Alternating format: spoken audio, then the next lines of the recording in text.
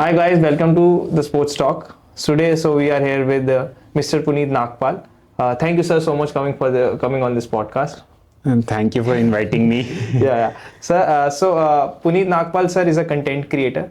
He is a certified financial planner and also a hardcore sports enthusiast. So today we will talk with him regarding a corporate and a person who is working right now as a consultant and fully working, and how he can blend his life into sports and what impact he had as a cyclist on his work and his lifestyle. So sir, let's first start off with your journey कि how you started off. आप भी मेरे को लग रहा है एक sports enthusiast थे, बचपन से ही खेलने का शौक होगा. तो how it all started, how did the spark go?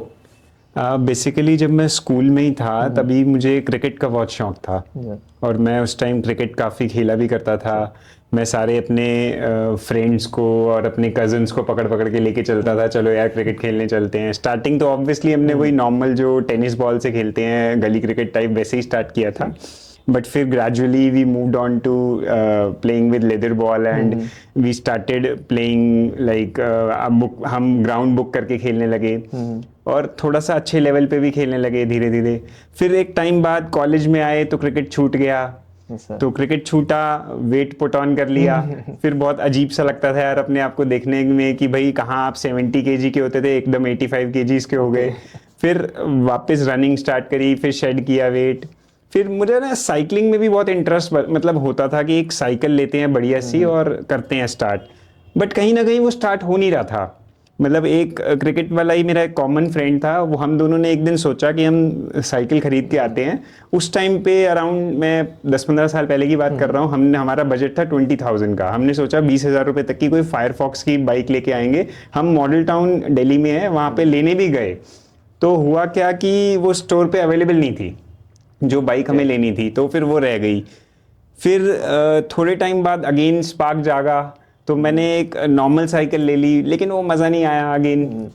फिर अराउंड कोविड 2019 में मैं एक दिन अचानक रात को 8 बजे मेरे को क्लिक हुआ, नहीं यार साइकिलिंग करनी है, अभी साइकिल खरीदनी है.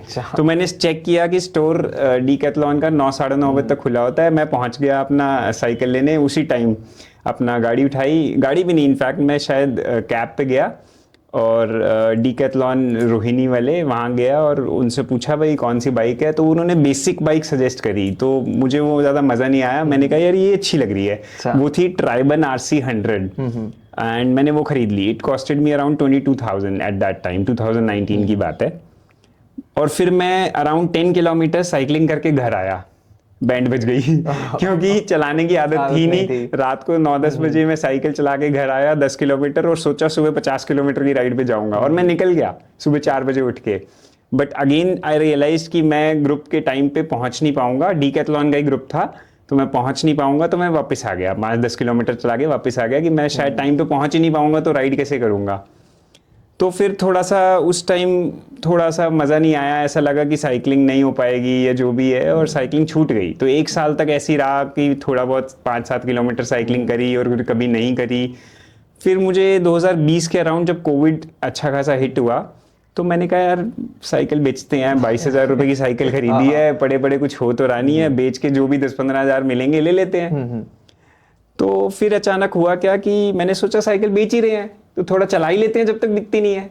फिर मैंने चलानी स्टार्ट करी तो 1-2 लोगों से मैं टच में आया. जैसे मेरे फ्रेंड्स हैं मोहित हांडा, सोहन पाल, तो उन लोगों के साथ साइकिलिंग स्टार्ट करी. हमने स्ट्रावा ज्वाइन किया. वो इतना मज़ा आने लगा कि बेची ही नहीं साइकिल. फिर हमने एक जर्नी वो स्टार्ट ही हो गई. स्ट्रावा बेसिकली क्या है, एक प्लेटफॉर्म है जहाँ पे आप अपनी साइकिलिंग, रनिंग या जो भी स्पोर्ट्स एक्टिविटीज आप करते हो वो रिकॉर्ड कर सकते हो. तो बेसिकली अगर आप देखो कोई भी चीज़ है, अगर हम उसको मेजर कर पा रहे हैं ना तभी हम उसमें इम्प्रूव कर सकते हैं. मान लो मैं साइकिलिंग कर रहा हूँ, मुझे पता लग रहा है कि मैं 20 किलोमीटर चला रहा हूँ, 30 किलोमीटर चला रहा हूँ, तो मेरा मन करेगा ना अगली बार कि मैं 50 किलोमीटर चलाऊँ. मैं औरों को भी देखूंगा.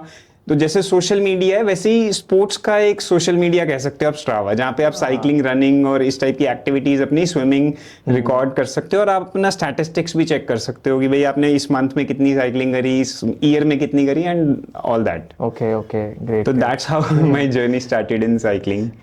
Great to hear that sir. तो सर एक चीज मेरे को इसमें पूछनी है. I mean how are you able to manage, because you know usually working professionals, अब मैं अपने दोस्तों वगैरह को देखता हूँ वो गुड़गांव जाते हैं 2 घंटे का एग्जॉशन, 2 घंटे का वापसी का एग्जॉशन. यू आर तो अभी खैर you work from home, Right. But usually इसे even someone who is a working professional who is in you can say finance, CA भी होते हैं, सीएफओ भी होते हैं, तो there is a toll mentally, काम का प्रेशर हो गया, and you know it's all they are always occupied. But if they want to transition into it कि एक routine बनाया, habit बनाया, how can you advise them कि how they can get into it and make a routine, एक वो push, and how they can leverage on it and how it's even beneficial.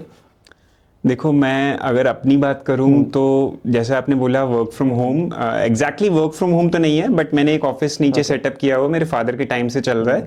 तो हमारा काम एक फिक्स टाइम है हमारा कि 10 AM से हमने स्टार्ट करना है काम. तो हम 10 AM ऑफिस पहुंच जाते हैं. तो ऑब्वियसली 10 AM से पहले हमारे पास टाइम होता है अराउंड, लाइक इन समर्स अगर हम बात करें तो हम 5, 5:30 बजे या 6 बजे अपनी साइकिलिंग स्टार्ट करते हैं. 8-9 बजे तक साइकिलिंग, 8 या 8:30 तक समर्स में करते हैं मैक्सिमम, क्योंकि गर्मी बढ़ जाती है. फिर उसके बाद वापस आके अपना वही रेडी हो गए, ब्रेकफास्ट किया और फिर अपना काम पे आ गए.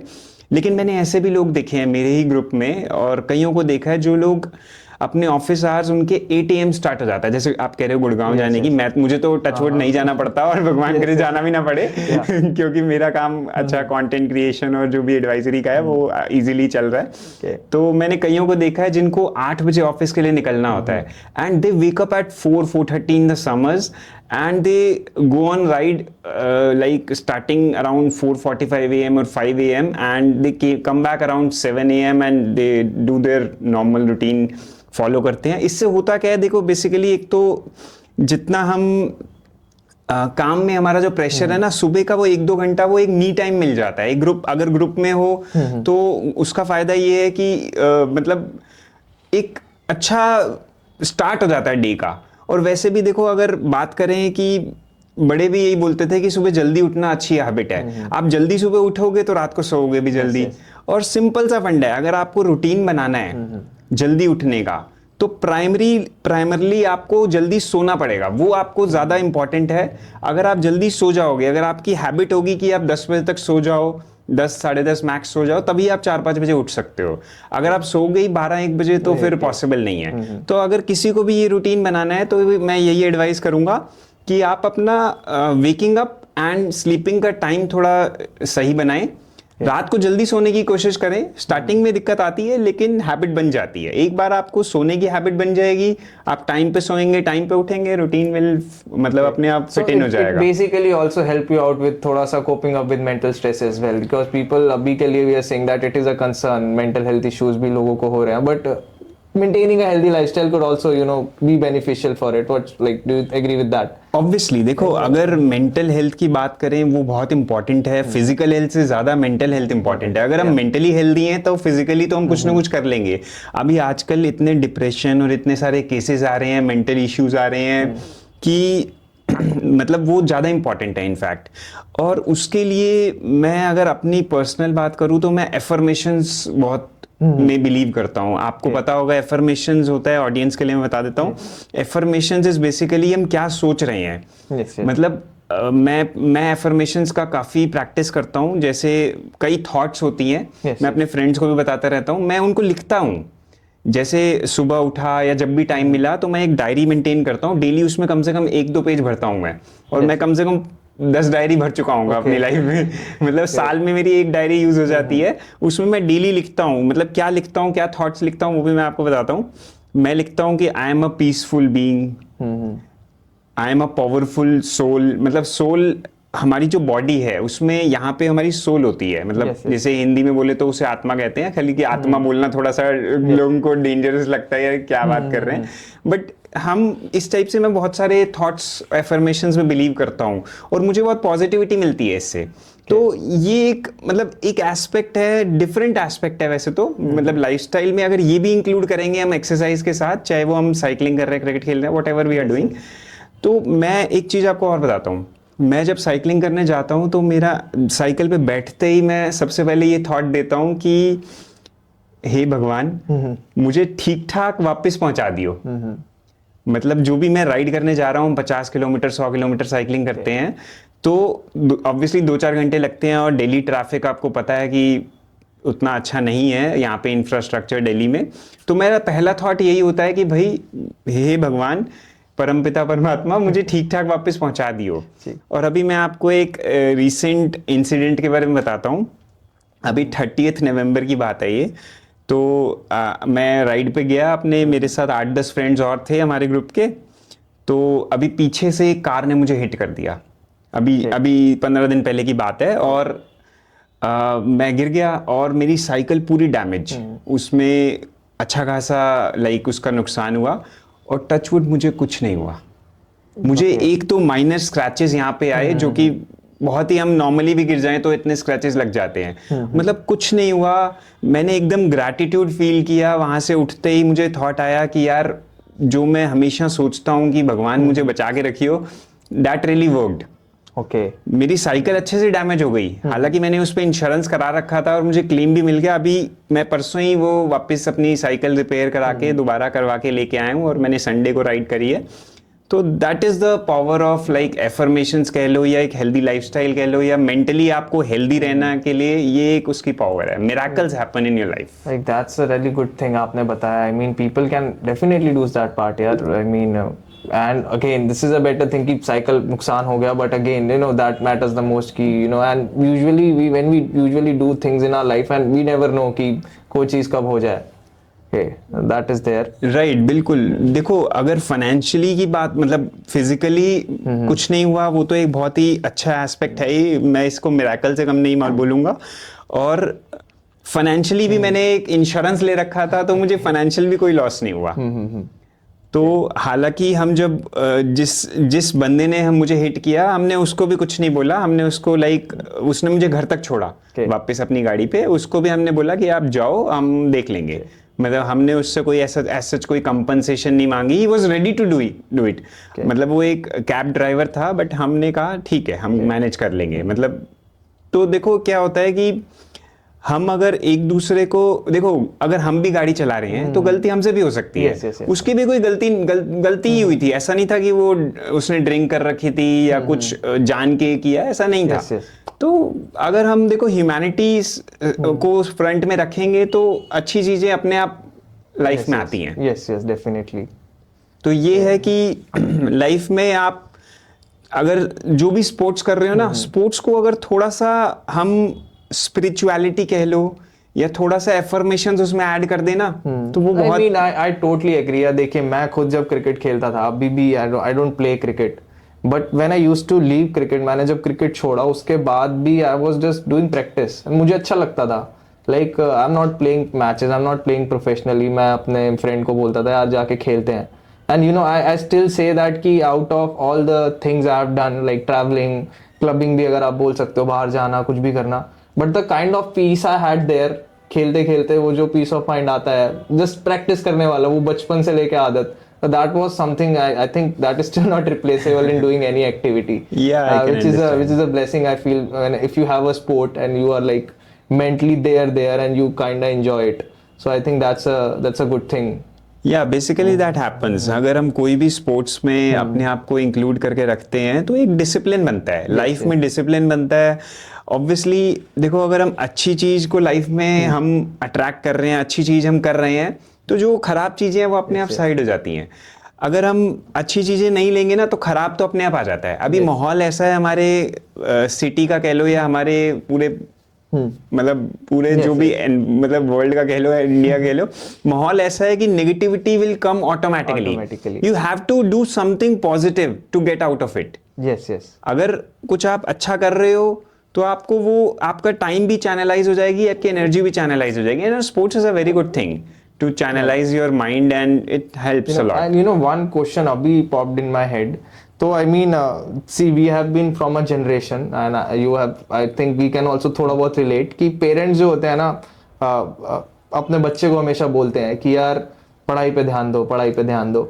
And I believe that कि as an athlete मैं भी, I mean my parents were okay कि हाँ ये खेल रहा है professionally, तो इतना ज़्यादा load नहीं होता था। And I can also relate that you are in finance field, तो थोड़ा सा पढ़ाई में emphasis ज़्यादा होता ही है for people who are going for professional studies like going into CA, CFA and going into professional studies like doctor, जो थोड़ा सा academically मांगती है।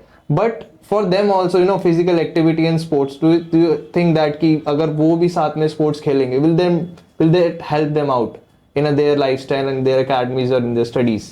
नहीं, बिल्कुल। देखिए, अगर कोई भी हम काम कर रहे हैं, पेरेंट्स को एक एडवाइस भी आप देना चाहे कि हाँ, अपने बच्चों को खिलाओ यार, I mean studies is okay but sports is necessary यार। एक हेल्दी लाइफस्टाइल आप मेंटेन कर रहे हो, फिजिकल एक्टिविटी कर रहे हो, यू विल ईट गुड, तो give that advice to the parents. Definitely. देखो, इनफैक्ट अगर मैं आजकल के पेरेंट्स, जो यंग पेरेंट्स है ना, वो तो कहते हैं कि आप बच्चों को कि आप जाओ बाहर। हाँ, पहले होता था कि बोलते थे कि मतलब मुझे एक वो भी याद आ रहा है, एक फनी सा। पहले जब हम हमारे टाइम की बात करें तो हमारे पेरेंट्स खींच खींच के वापस लाते थे, यार पढ़ लो। हम बाहर ही रहते थे खेलने के लिए, हमें खींच खींच के लाया जाता था कि पढ़ाई कर लो। अब उल्टा है, अब बच्चे या तो पढ़ाई में घुसे हुए हैं या मोबाइल और इंटरनेट में, लैपटॉप में इतना घुसे हुए हैं, उनको धक्का मार मार के पेरेंट्स कहते हैं यार बाहर जाओ, कुछ खेल भी लो, मोबाइल में मत खेलो, बाहर outdoor activity Khelo, that is very important. Exactly, like toll भी कितना यार, बंदा कितना फोन देख लेगा, कितना लैपटॉप देख लेगा, एंड अगेन वो जो आप फिजिकल एक्टिविटी कर रहे हो, आपको बॉडीली कितने सालों तक आपके साथ रहेगा, that is a good thing. Right, बिल्कुल। देखो, अगर कोई चाहे 5 साल का बच्चा है, मैं मानता हूँ, मेरी 6 साल की बेटी है, मैं उसे भी बहुत ज़्यादा कोशिश करता हूँ कि वो कभी साइकिलिंग करे, चाहे कभी घर में क्रिकेट खेल लिया या थोड़ा सा आउटडोर भी जाए, तो वो बिल्कुल हमारी कोशिश रहती है। As a parent, as a खुद भी मैं स्पोर्ट्स में हूँ, मतलब काफ़ी यंग एज से, तो मेरे को हमेशा रहता है कि मेरा बच्चा भी, जो कि अभी 6 साल की मेरी डॉटर है, वो भी कुछ ना कुछ स्पोर्ट्स में करती रहे, तो which is a good thing. तो मतलब पेरेंट्स को ऑब्वियसली एक उनको, अगर हम पेरेंट्स एडवाइस करेंगे बच्चों को या उनको मोटिवेट करेंगे स्पोर्ट्स के लिए, तो एक तो स्पोर्ट्स में करियर भी बन सकता है बच्चों का। And sports is a very good thing. अच्छा, इसमें भी अच्छा करियर है और अच्छा इनकम भी अच्छी हो सकती है। प्लस स्पोर्ट्स में रहने से पढ़ाई पे भी इंप्रूवमेंट ही होती है, कुछ कम नहीं होता है। थोड़ा सा टाइम स्पोर्ट्स में देने से माइंड रिफ्रेश होता है, जो कि ऑब्वियसली पढ़ाई में भी उतना टाइम, मतलब अगर 2 घंटे की पढ़ाई है और थोड़ा सा हम स्पोर्ट्स में भी हैं, तो वही पढ़ाई हो सकता है हम 1.5 घंटे में कवर कर लें। तो ये तो मतलब नेसेसिटी है, ये कोई लग्जरी नहीं है। स्पोर्ट्स में वो कोई भी स्पोर्ट्स हो, चाहे वो साइकिलिंग करें, रनिंग करें, वॉक करें, योगा करें, क्रिकेट खेलें, कुछ भी हो। Okay, sir, moving to our next question, I think ये तो मेरे को पूछना ही पड़ेगा because we have a sports startup and you are from finance background. So, what is your take and advice on people who are from the sports background getting into startups? Like any advice on कि किस चीज पे हम थोड़ा focus कर सकते हैं because on a financial aspect? देखिए, इस पे मैं यही बोलूँगा कि आपको अपनी ऑडियंस को ना वैल्यू देना है। Yes. आप अगर अपनी ऑडियंस को कुछ ना कुछ वैल्यू प्रोवाइड कर रहे हैं, चाहे जो भी काम आप कर रहे हैं, अगर उससे ऑडियंस को वैल्यू मिल रहा है, तो आपका काम अच्छा चलेगा। अगर देखो, आप कंटेंट बना रहे हो और अगर आप अपनी ऑडियंस को अच्छा कंटेंट, मतलब वैल्यू कैसे दे रहे हो, आप अपनी वीडियोस के मतलब थ्रू या पॉडकास्ट के थ्रू उनको उनका टाइम अच्छे से, ऐसा मतलब टाइम अगर वो दे रहे हैं, आपको टाइम इन्वेस्ट कर रहे हैं, तो उनको कुछ सीखने को मिलना चाहिए। ऐसे ही जो भी आप काम कर रहे हैं, उससे जो भी आपकी टारगेट ऑडियंस है, अगर उनको वैल्यू मिल रहा है, तो आप डेफिनेटली ग्रो करेंगे। एंड सिंपल सा फंड है, ग्रोथ लॉन्ग टर्म में मिलता है। डोंट अगर 1-2 साल में ज्यादा मजा नहीं आ रहा, ज्यादा ग्रोथ नहीं मिल रही, तो you have to be patient. मतलब आपको टाइम लेके चलना पड़ेगा। कंपाउंडिंग अपने आप होती है बिजनेस में, जैसे इन्वेस्टमेंट्स में कंपाउंडिंग होती है लॉन्ग टर्म में, ऐसे ही बिजनेस में भी होती है। आपको बने रहना है।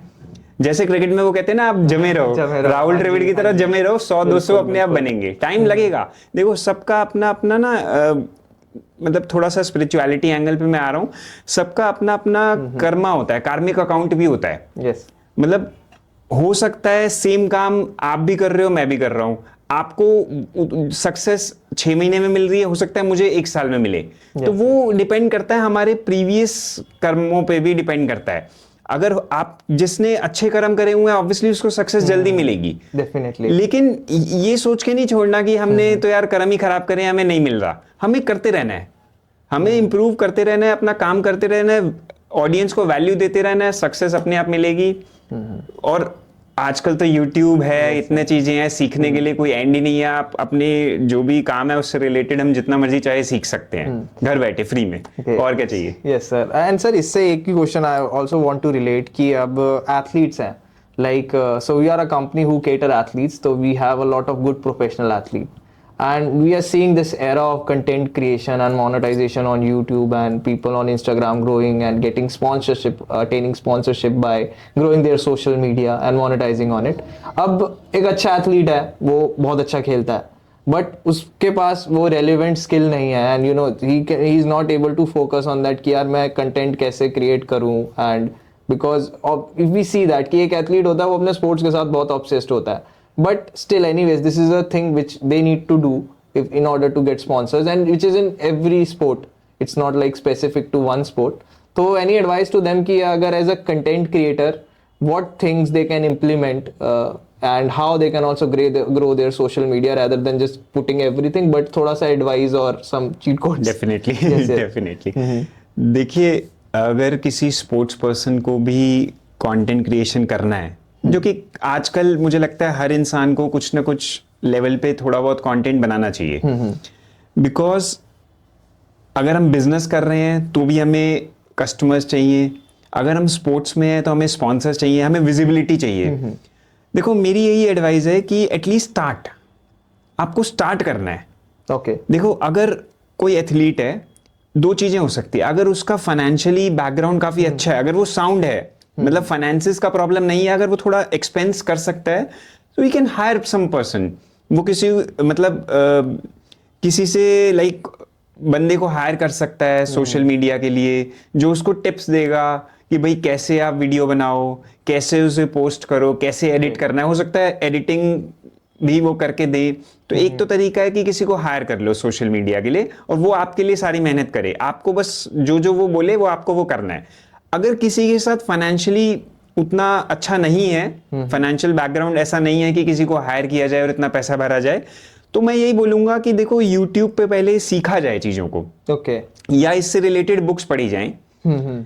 जैसे मैंने भी एक अंकुर वारिकू जी की बुक पढ़ी थी। अंकुर वारिकू जी को तो सब जानते ही हैं।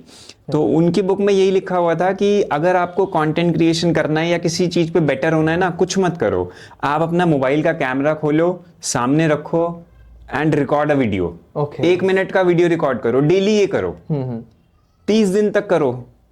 आप 30 दिन बाद देखोगे कि आपको खुद एक ड्रास्टिक चेंज दिखेगा।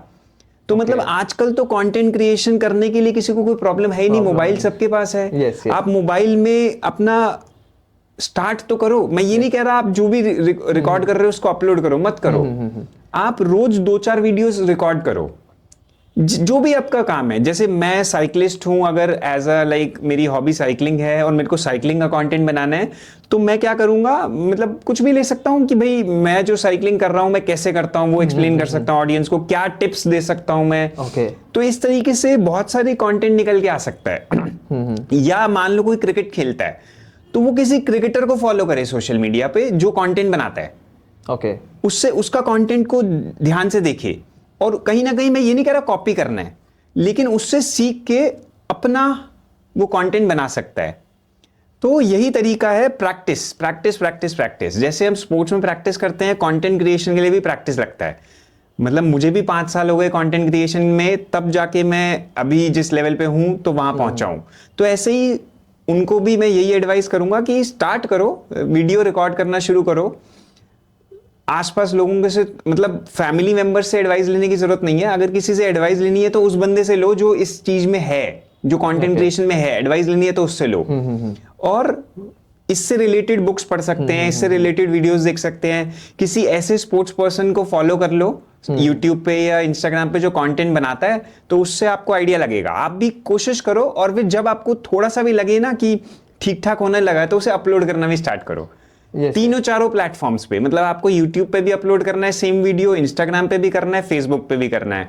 और जब आपकी 100, 200, 300 वीडियोस हो जाएंगी ना, पहली बात तो शुरू में कोई सक्सेस नहीं मिलती किसी को। yes. पहली 50-100 वीडियो में कई बार सक्सेस नहीं मिलती, तो डिसहार्टन नहीं होना, आपको करते रहना है वो काम। So basically the goal is कि मतलब कि इसकी आपको कंसिस्टेंट रहना है, Right. आपको कंटेंट रेगुलरली अपलोड करना है। Right. Do not be like कि अब इस पे व्यू नहीं आया तो मैं नहीं डाल रहा या मैं नहीं डाल रही, बिल्कुल, तो बिल्कुल। उस पे वैसे हमें फोकस नहीं करना। एग्जैक्टली मतलब आपने अगर कंटेंट बनाना शुरू किया है तो एकदम ये मत सोचना कि एकदम आपके मिलियन व्यूज आ जाएंगे, लेकिन अगर आप बना रहे हो सकता है आपकी 500th वीडियो हो जो मिलियन व्यूज जाने वाली हो सकता है 50th वीडियो ही हो, लेकिन अगर आप 500th वीडियो तक पहुंचोगे नहीं, 500 वीडियो बनाओगे नहीं, तो वो मिलियन व्यूज कैसे मिलेंगे आपको? एग्जैक्टली तो वो होता है, it happened with me as well, मुझे भी बहुत टाइम लगा था। तो बस बनाते रहो, प्रैक्टिस करते रहो, अपने आप स्किल डेवलप होती है। Okay. I think, sir, we can wrap this podcast up now. Hi, guys. Let's wrap this podcast up now. And please subscribe to our channel to gain more insight on sports and corporate.